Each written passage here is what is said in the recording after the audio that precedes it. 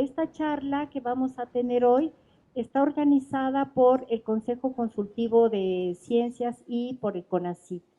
Es una serie de charlas cuyas sedes, una es aquí en la librería Octavio Paz y otra en el Centro de las Artes. Esta noche nos acompañan el doctor Arturo Menchaca, coordinador general del Consejo Consultivo de Ciencias, y el doctor Rubén Barrera y Pérez, que es quien nos va a dar la conferencia de hoy. Muchas gracias y con ustedes el doctor Menchaca. Muchas gracias. ¿Me ven? ¿Sí? Ah, no, es que yo creí que ya me había desaparecido. O sea, no funciona tan bien. Bueno, nuestro conferencista de esta noche es el doctor, como ya se dijo, Rubén Barrera y Pérez. Estudió la carrera de física en la UNAM y se graduó como físico en el año 65. En 1971 obtuvo el doctorado en física en la Universidad de Illinois y bajo la supervisión de un gran científico, Gordon Bine. Luego se trasladó a Alemania para realizar una estancia postdoctoral en el área de física de superficies y en 1973 regresó a la Ciudad de México y se incorporó al Instituto de Física, del cual hoy es investigador emérito. El doctor Barrera es Premio Nacional de Ciencias y Artes desde el año 2012, distinción que le otorga la calidad de miembro del Consejo Consultivo de Ciencias. Y bueno, el doctor Barrera es realmente un tipazo, ya lo van a escuchar. Bienvenido, Rubén. Gracias. Muchas gracias, Arturo, por tus palabras. Y me da mucho gusto estar aquí con ustedes para platicar sobre un tema que causa mucho interés, que es el de la invisibilidad, ¿no? Entonces voy a hablarles sobre los avances recientes de la física de la invisibilidad, ¿no?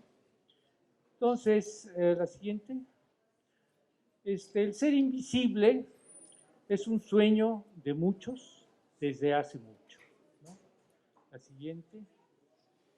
Sí, desde hace mucho, desde, digamos, ya en la mitología griega, para matar a Medusa, Perseo se ayudó pues, de un escudo muy brillante, porque no podía ver a la Medusa directamente a los ojos, porque se convertía en piedra, pero también se ayudó de un casco que le prestó Hermes, de la invisibilidad.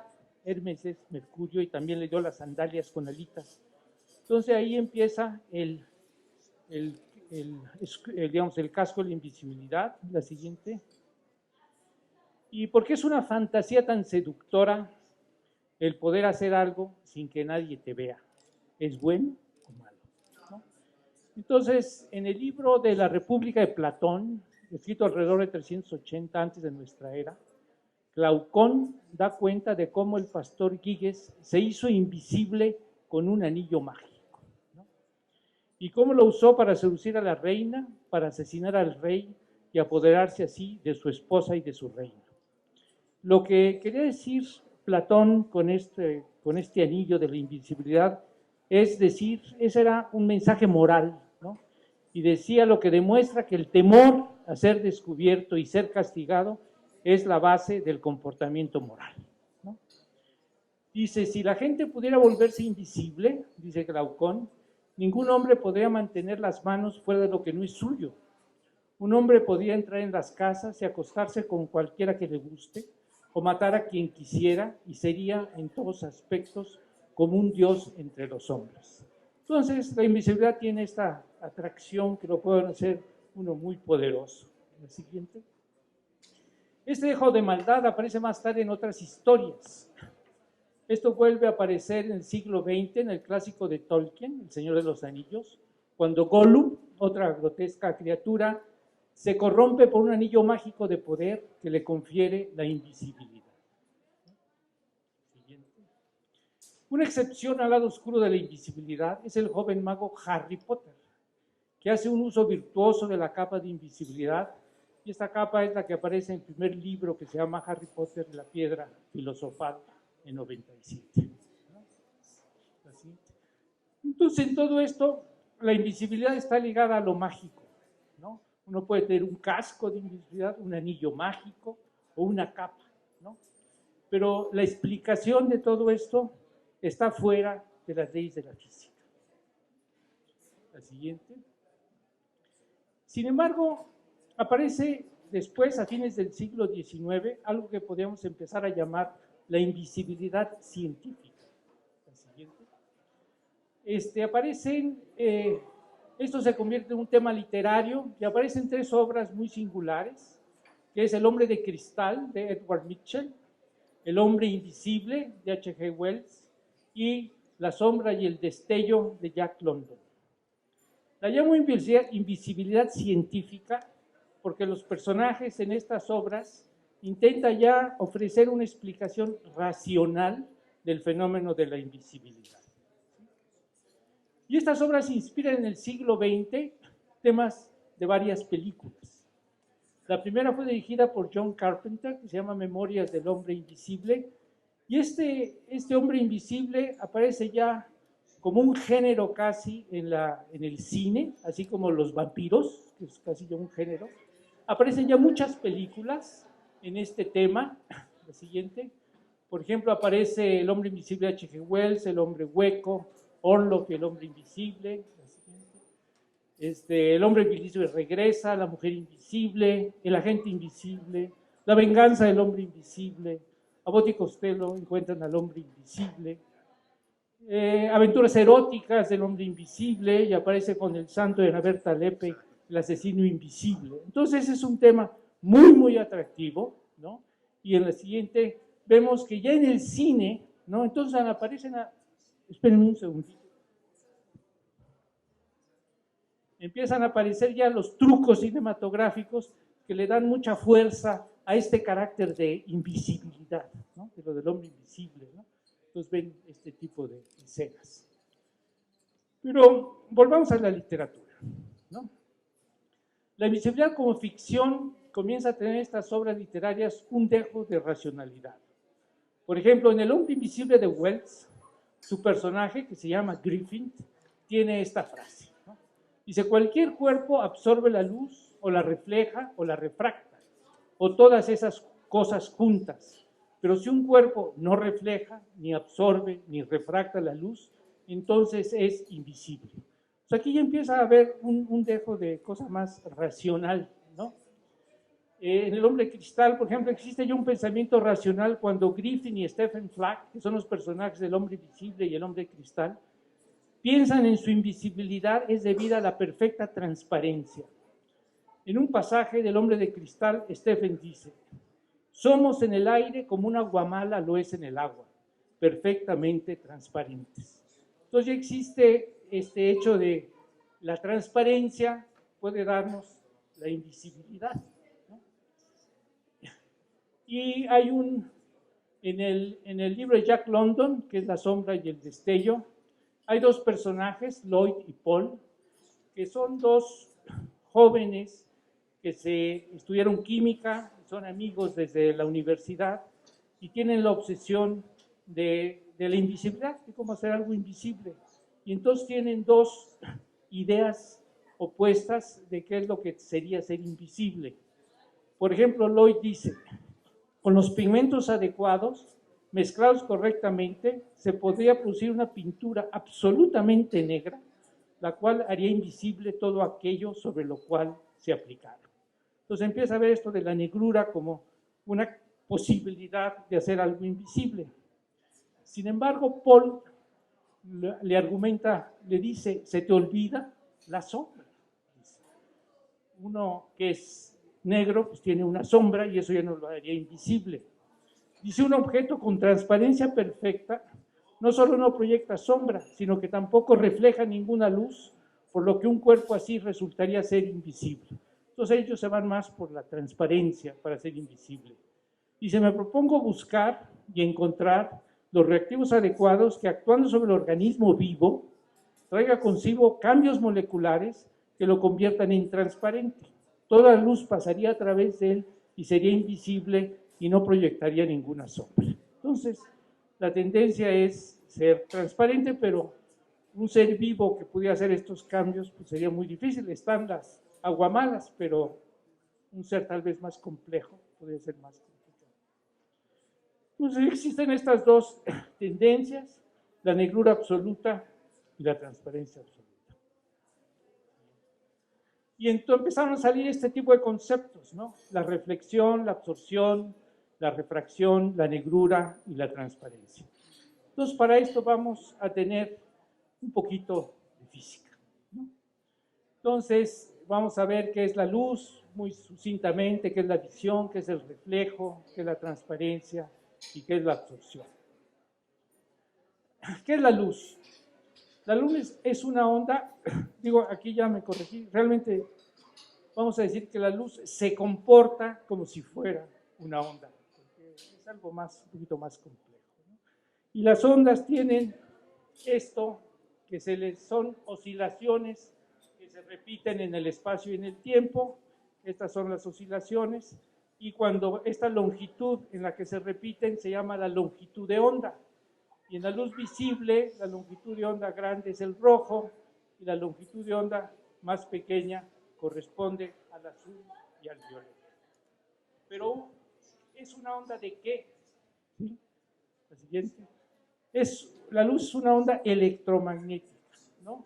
Hay lo que llaman los campos eléctricos, las fuerzas eléctricas y las fuerzas magnéticas, y cuando las fuerzas eléctricas cambian en el tiempo generan fuerzas magnéticas, cuando las fuerzas magnéticas cambian en el tiempo generan fuerzas eléctricas, y se conforma una onda que transporta energía a través del espacio.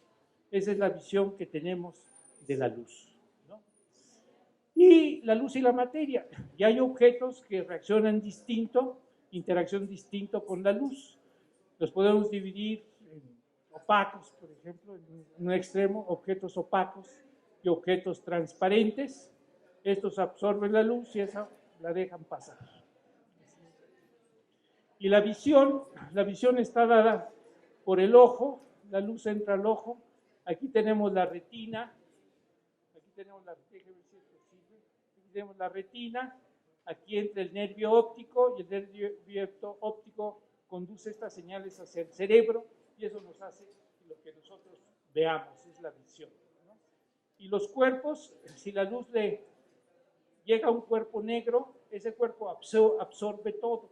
¿Y cómo lo veo? Si uno entra a un cuarto oscuro donde no hay luz, ¿de qué color ve las cosas? Ve todo negro, ¿no? Entonces, si no le llega a uno luz de este cuerpo, uno lo ve negro. Todos los objetos que son negros, como este, es porque absorben toda la luz, no me llega luz a los ojos, y entonces lo veo negro. Lo de los colores sería en otra plática. Pero la siguiente. Entonces tenemos el negro perfecto, que no nos da invisibilidad porque está a la sombra, y tenemos la siguiente, la transparencia. Ahora, la luz en los objetos transparentes, la luz atraviesa el vidrio, por ejemplo, que es transparente, y nosotros vemos la luz que viene a través del vidrio. Y si, por ejemplo, aquí tenemos el vidrio, ¿no? La luz viene para acá, y la luz, si está reflejada por una persona, por ejemplo, esta linda chica que está ahí, entonces la luz la atraviesa, pero parte de la luz se refleja.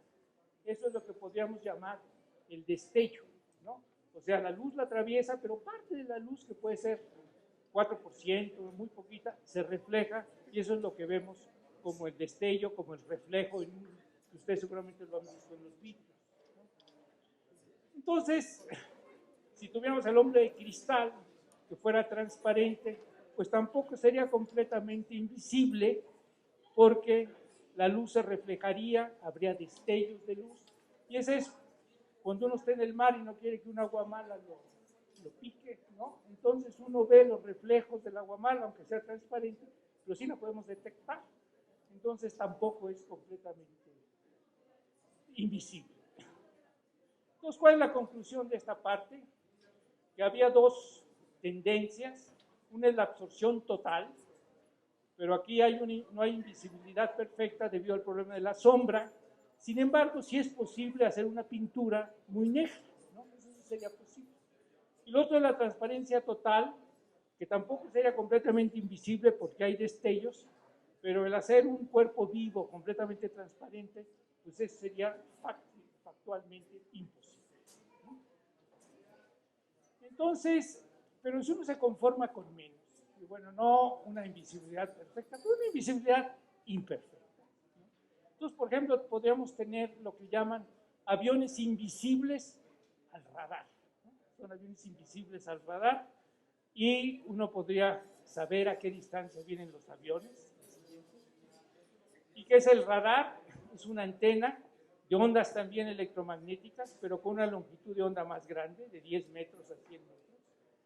Aquí viene el avión, entonces el avión va a absorber ondas, pero también las va a esparcir para todos lados, y va a haber unas que se regresan a la antena. Esas son las que detecta el radar. Entonces, si uno quisiera un avión invisible al radar, ¿qué es lo que tendría que hacer? Pues pintarlo de negro para que absorba lo más posible y diseñar la forma de tal manera que esparza muy poca luz en la dirección de donde le llega. Y eso lo haría medio invisible al radar. Y hay diseños, ¿no? Aquí está el famoso chotacabra sigiloso, ¿no? El Nighthawk Stealth Fighter, que fue diseñado en Lockheed, ¿no? Que ven ustedes que está pintado completamente de negro para que absorba posiblemente todas las ondas electromagnéticas que le llegan, y con una teoría de electromagnetismo, de electrodinámica, se diseña la forma del avión para que cuando le lleguen las ondas de un lado, esparza muy poquitas en la dirección que viene el lado. Y esto lo que podríamos llamar es una invisibilidad imperfecta, y es lo que llaman aviones invisibles al radar, ¿no? Pero si uno no se conforma con menos, quiere uno realmente ir a lo que es la invisibilidad, existe otra ruta hacia la invisibilidad, y esa es el manto, ¿no? La capa invisible. Entonces nosotros no podemos ser transparentes absolutamente, pero tal vez nos podríamos cubrir con una capa que nos hiciera invisibles.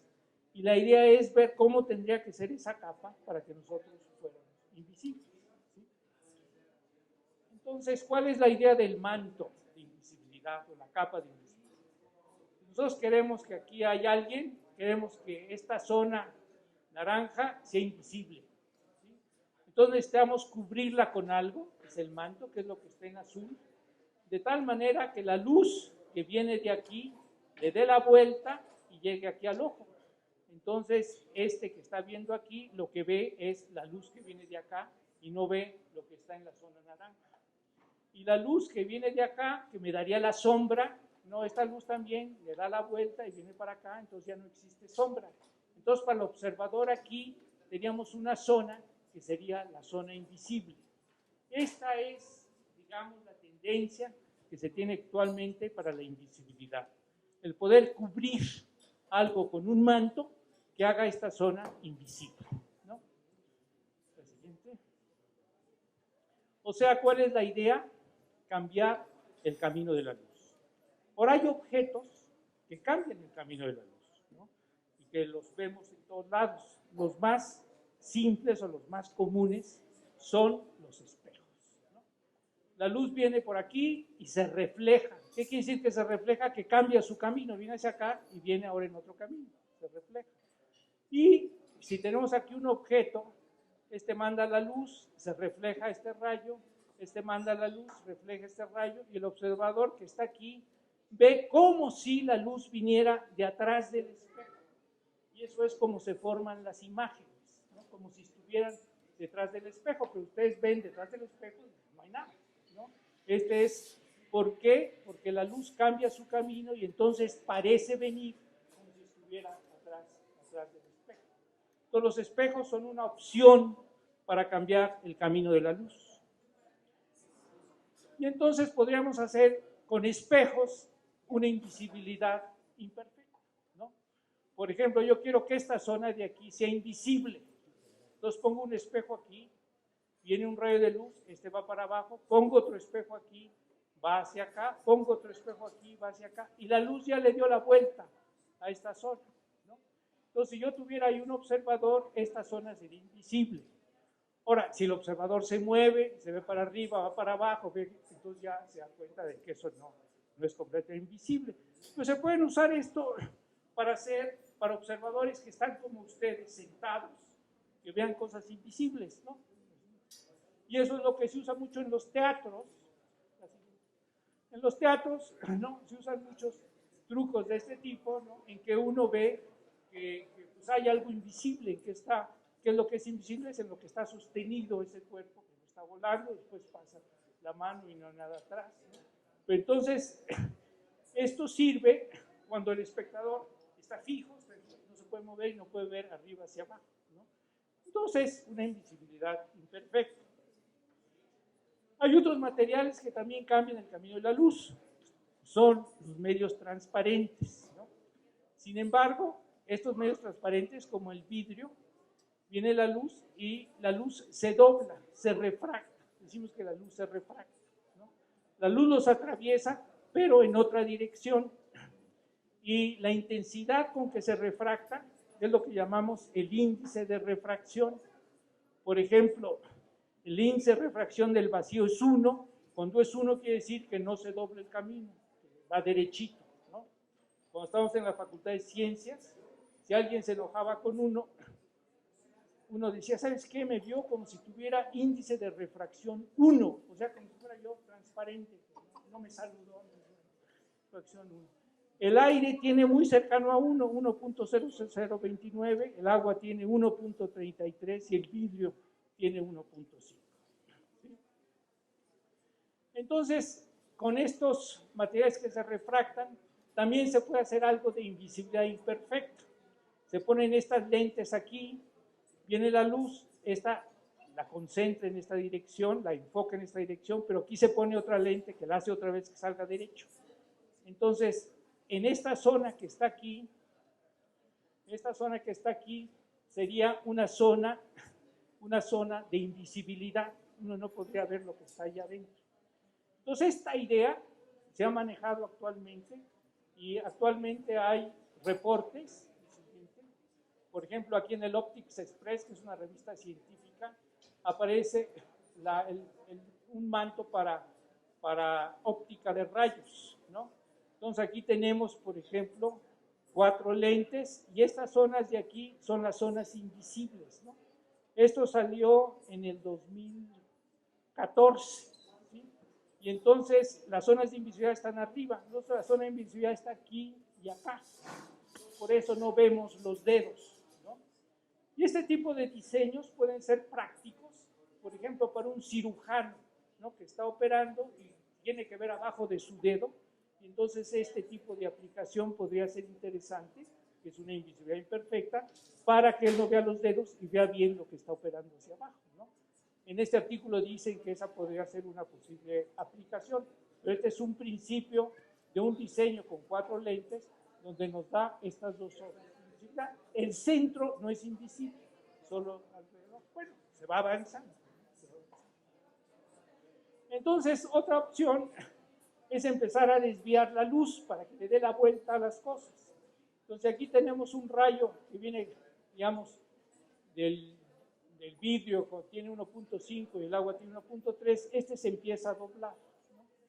Y en la siguiente, si pudiéramos poner una pila, ¿no?, de aquí vienen con índice de refracción cada vez más bajo, pues podríamos hacer que el rayo de luz fuera dando la vuelta, ¿no?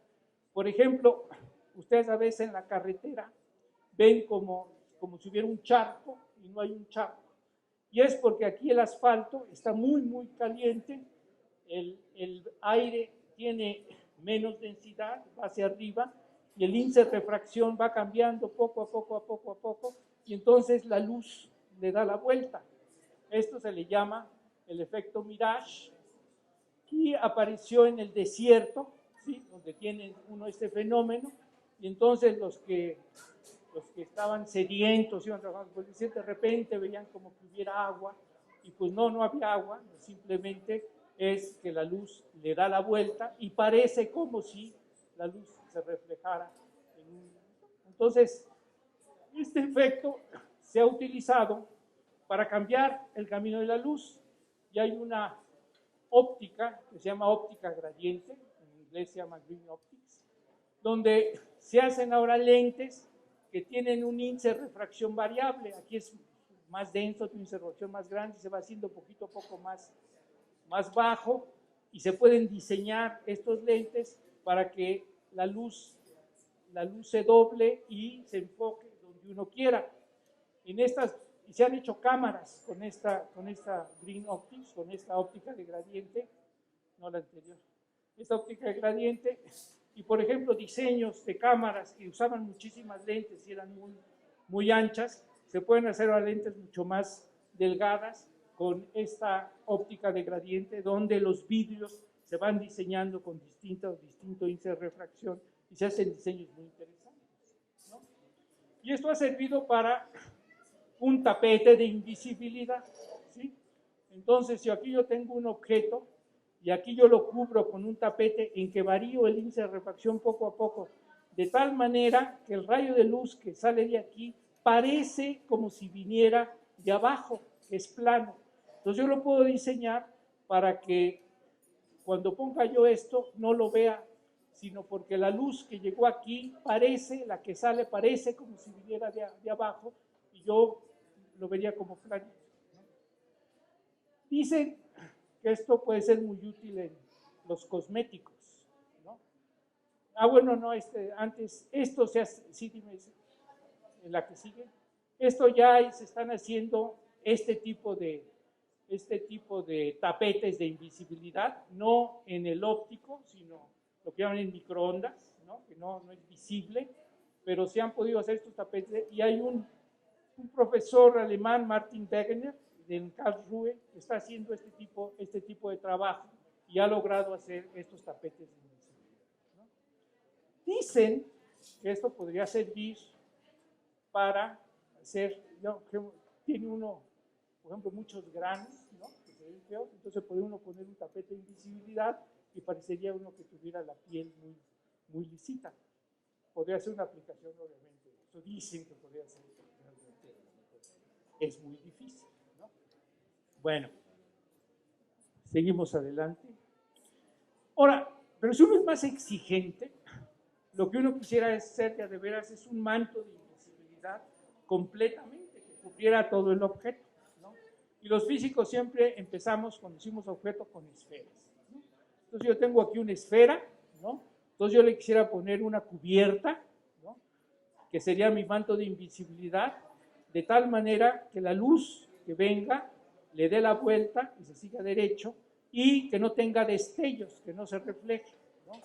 Entonces la idea sería poder encontrar un material, ¿no? Un material que pudiera cubrir cualquier objeto y hiciera que la luz diera la vuelta, que no se reflejara, y eso ya sería un manto de invisibilidad perfecto. Esto, que parece un sueño, ya se logró poder conocer el tipo de material con el que yo debo cubrir algo para que sea invisible. Y les voy a platicar un poco cómo se han desarrollado estas ideas, ¿no? Y en qué consiste la solución a este problema tan complicado. Esto dio lugar a lo que se llama la óptica de transformaciones, y está basada en una teoría muy compleja, que es la teoría de la relatividad general, que fue ideada por Albert Einstein allá por los años 1920, ¿no? ¿Y qué es lo que nos dice Einstein? Nos dice, nos dice que si yo tengo un cuerpo, una estrella, un planeta, lo que sea, uno ve, digamos, el Sol, ¿no?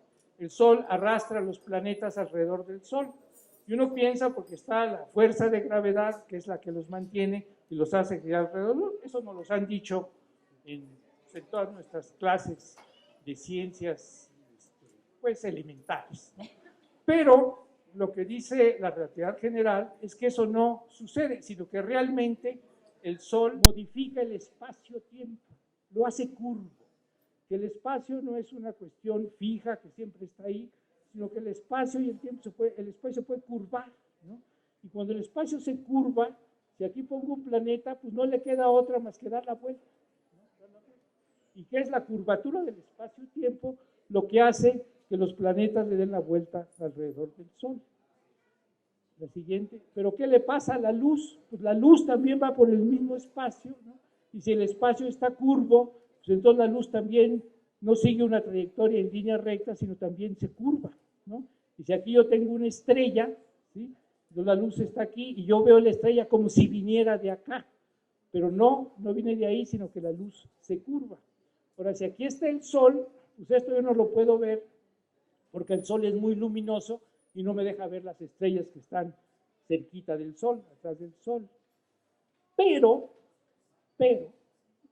la siguiente, en un eclipse de sol, donde me tapan el sol, entonces sí yo podría ver las estrellas que están alrededor del sol, y cuando el sol se va a otro lado, yo podría ver si la estrella que estaba ahí está o no está, ¿no?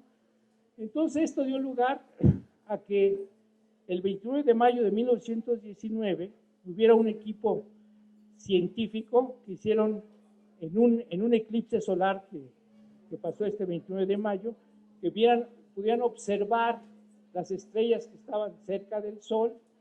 Después, cuando el Sol no estaba en esa posición, ver si realmente estaban en la misma posición que la habían visto.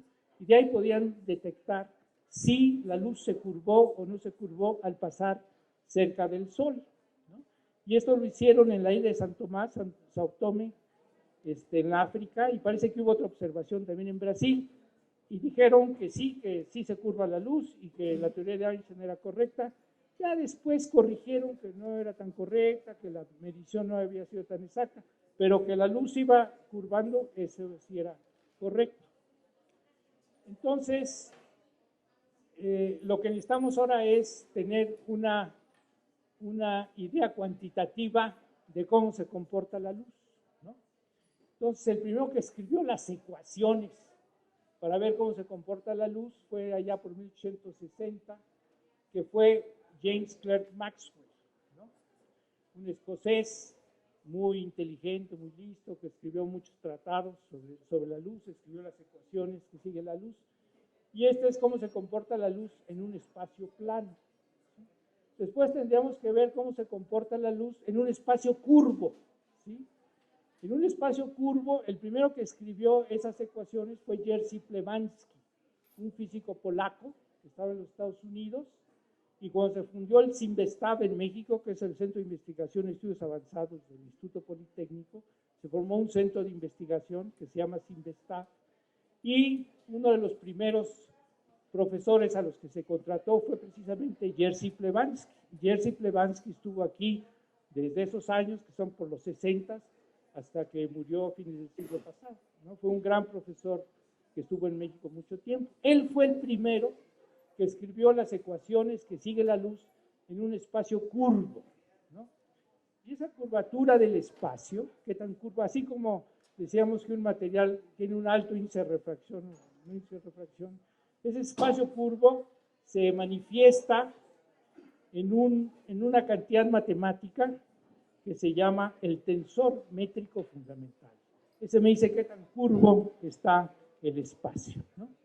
Entonces tenemos unas ecuaciones de Maxwell para un espacio plano y tenemos las ecuaciones de Jerzy Plebanski de cómo se comporta la luz en un espacio curvo. Ahora, la próxima transparencia, la próxima que voy a poner es muy impresionante, ¿no? Porque les voy a poner las ecuaciones en el espacio plano y las ecuaciones en el espacio curvo. Les voy a mostrar que son muy parecidas, no van a tener que entender las ecuaciones ni nada, pero se las quiero poner porque, bueno, primero para impresionarlos un poco, de que sí sabemos las ecuaciones, y segundo para que vean la similitud entre ellas. Vamos a ver las ecuaciones. No, me falló. Antes de ver las ecuaciones necesito saber qué le pasa a la luz cuando pasa por un material, ¿no? Ya ven que se refracta en un material. Entonces tenemos estos campos de fuerzas, estas fuerzas eléctricas.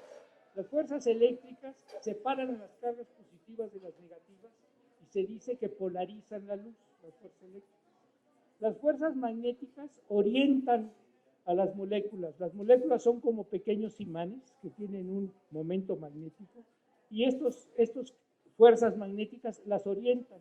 Se dice que magnetizan a la materia y las fuerzas eléctricas polarizan a la materia. Y también hay dos cantidades, la épsilon y la mu, que son letras griegas, que dicen qué tanto se polarizó y qué tanto se magnetizó. Entonces vamos ahora a ver las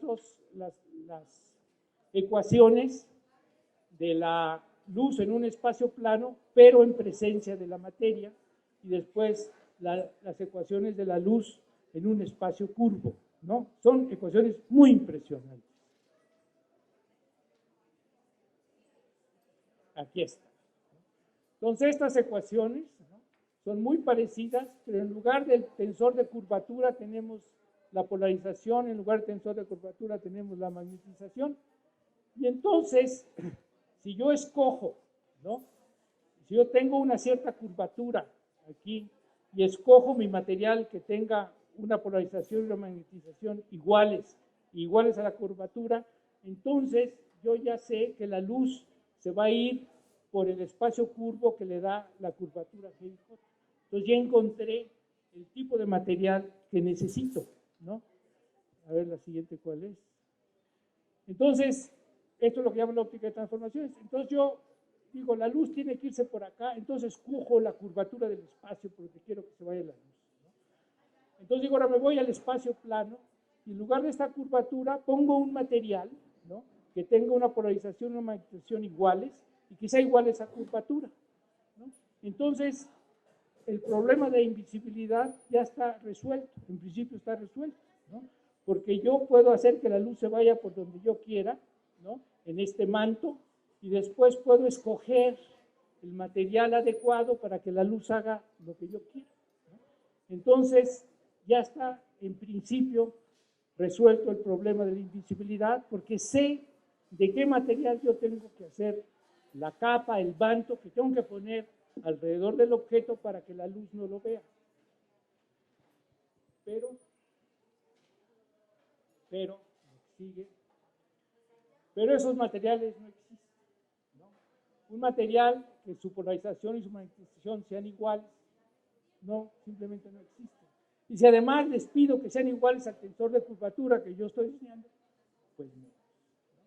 Entonces tal vez esto, aunque el problema ya se resolvió en principio, todo esto sigue siendo un sueño, ¿no?, porque realmente mi solución, que yo ya la tengo, pues no la puedo hacer en la cantidad de los materiales que yo necesitaría para...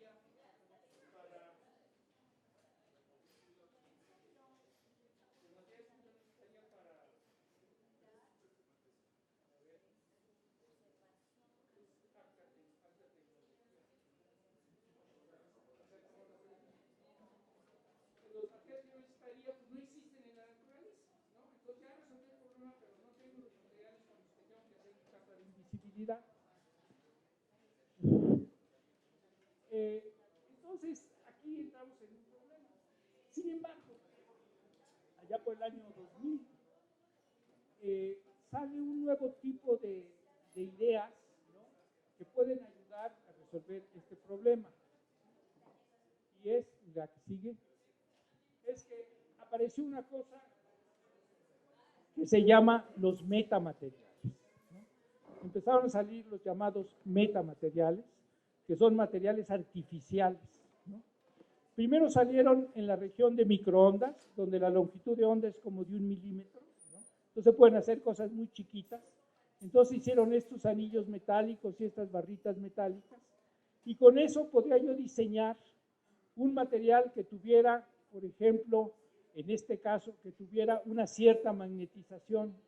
No había en frecuencias como el microondas, no había materiales que tuvieran una magnetización negativa, no había. Y con esto se empezaron a diseñar materiales que pudieran tener una magnetización negativa. Esto se hizo en microondas. ¿Dónde estaba? Entonces, empieza a aparecer otra idea. Dice, bueno, si esos materiales no existen en la naturaleza, ¿no?, pues a lo mejor los podemos fabricar, ¿no? Tal vez podemos diseñar un material que tenga una polarización y una magnetización como yo la quiera, ¿no? Y entonces empezaron a hacer cosas y finalmente, en la que sigue, se hizo ya, salió en el Science, es una revista muy todos quisiéramos publicar en Science, ¿no? Que es la revista más famosa de física y ciencias. Salió en el 2006, donde con estos metamateriales, ¿no? Con estos metamateriales, se hizo un manto, ¿no? Para cubrir pues, un cilindrito de 1 centímetro de cobre, ¿no? La siguiente. Entonces, este cilindrito, ¿no? Se pusieron estos metamateriales que hacían que la luz le diera la vuelta. Entonces, este ya es un manto, ¿no? De invisibilidad para este cilindrito, y obviamente solo sirve cuando yo estoy parado aquí, ¿no? Si me pongo arriba, pues ya no estoy invisible, ¿no? Pero pues poco a poco, ¿no? Entonces ya esta idea de poder diseñar materiales con polarización y magnificación definida empieza a dar frutos, ¿no? Y este fue el primero, que fue en 2006, este fue el primer manto de invisibilidad hecho con metamateriales. Sin embargo, esta idea de los metamateriales ha sido muy impactante en el mundo de la óptica, en el mundo de las propiedades ópticas de la materia, y ha dado lugar a muchísimas publicaciones y muchísimas ideas, ¿no? La siguiente. Por ejemplo, ya existe, por ejemplo, aquí dice un metamaterial, aquí dice un manto tridimensional, ¿no? En el rango de las frecuencias ópticas, ¿no? Entonces aquí están ya reportando que este es 2010, ya un manto tridimensional, ya no en microondas, sino en óptica, está avanzando, ¿no? Y también se ha extendido otro tipo de ondas. Por ejemplo, puede haber ya metamateriales para ondas sonoras, ¿no? Entonces ustedes están en un cuarto donde hace mucho ruido, ¿no? Y entonces mandan a hacer ventanas con doble vidrio. Si ya están muy desesperados, pues van a la farmacia y se compran unos tapones para las orejas para no oír el ruido. Ahora podríamos hacer un metamaterial que hiciera invisible al sonido el cuarto donde uno está, y entonces ya no pudiera escuchar las cosas por afuera. Esto está empezando, no hay cuartos ni nada, pues son pequeños avances para hacer también metamateriales y mantos de invisibilidad para las ondas sonoras. Y obviamente cuando empiezan estas cosas, esto despierta mucho la imaginación de los físicos, ¿no? Entonces, si volvemos, por ejemplo, al espacio-tiempo, ¿no? Entonces uno podría decir, bueno, voy a hacer ahora un manto de invisibilidad, no solo en el espacio, sino en el espacio-tiempo, ¿no?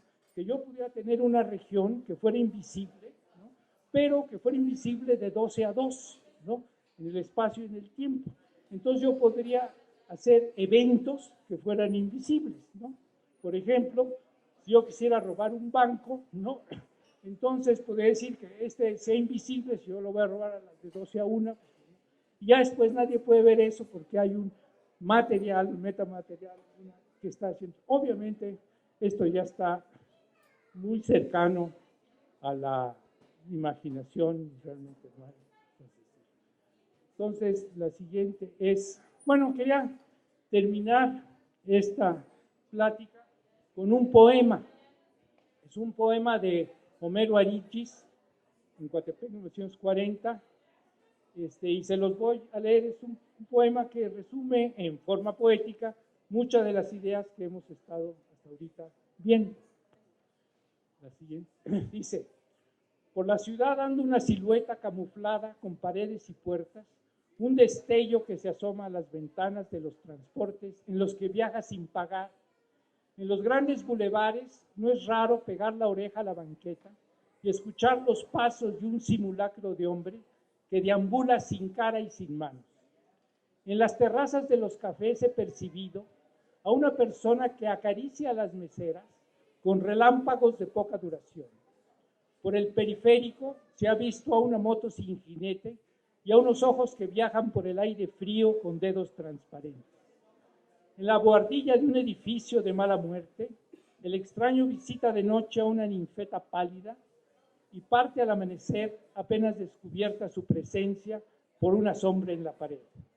El sonido de unos pies descalzos y los latidos de un corazón, que no se localiza en ninguna parte. El desconocido venera el agua, un elemento que como él es interior y exterior, aunque los espejos no reflejan su imagen, ni las lluvias que circundan su cuerpo lo revelan. Más inmensa es el agua y poca cosa es él. Y un día el mar, el misterio, inundará su nave. Cacemos al monstruo, a las solacalles. Él no es como nosotros, es un huérfano en la multitud. Los peatones chocan contra su cuerpo como murciélagos contra la luz. Pero un día, no se sorprendan de ello, nadie se asombre, nadie. Cuando los ríos del tiempo fluyan hacia atrás y el mar devuelva a sus ahogados, harto de que la gente hable a través de mí, harto de ser invisible, explotaré en la calle. Este es un verso sobre esta temática y pues muchas gracias.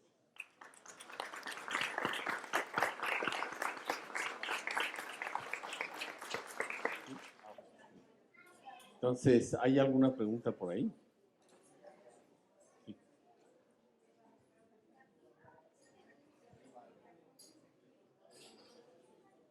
Parece que sí hay investigaciones en cuanto a invisibilidad, pero sobre todo en la creación de materiales que reflejen menos la luz.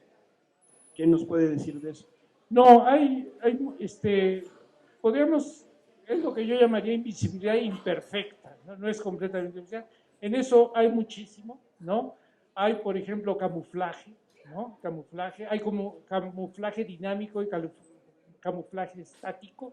Entonces, hay muchísimas de eso sí no hablé, pero hay muchas formas de hacer que la luz se refleje menos o que se confunda con el fondo, o que eso sí hay mucho y hay mucha investigación también en ese tipo de materiales. No lo presenté aquí precisamente porque iba yo más a la invisibilidad perfecta, ¿no? En ese camino.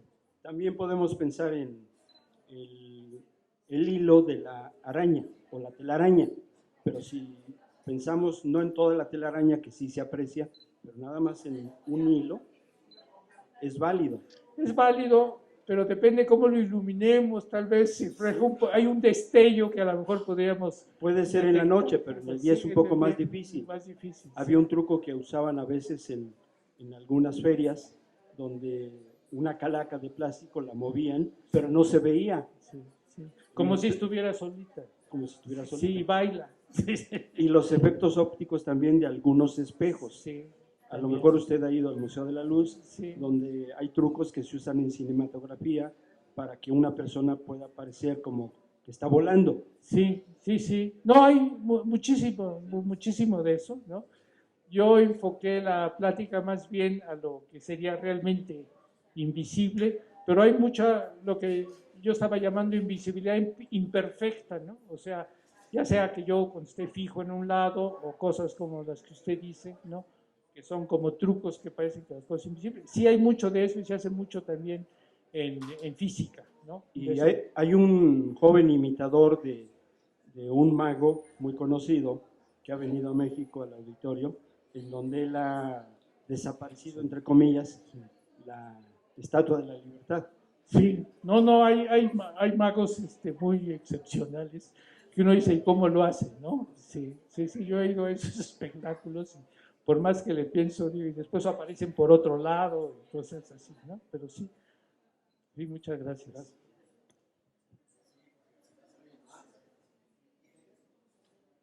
Chistes charlados, o sea, son charlas, sí, con toda confianza, ¿no? Al principio nos mostraron un video de un manto invisible. Sí, lo podemos volver a poner y les voy a hacer una pregunta sobre el manto invisible.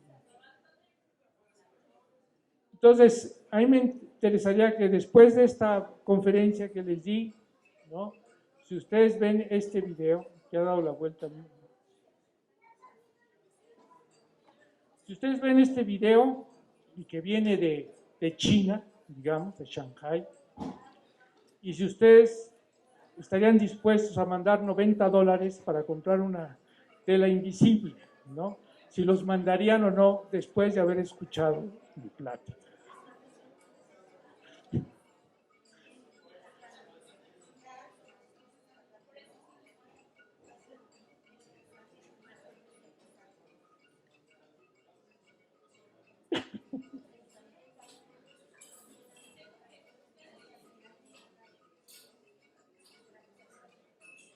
No sé si sea un metamaterial o una cosa así.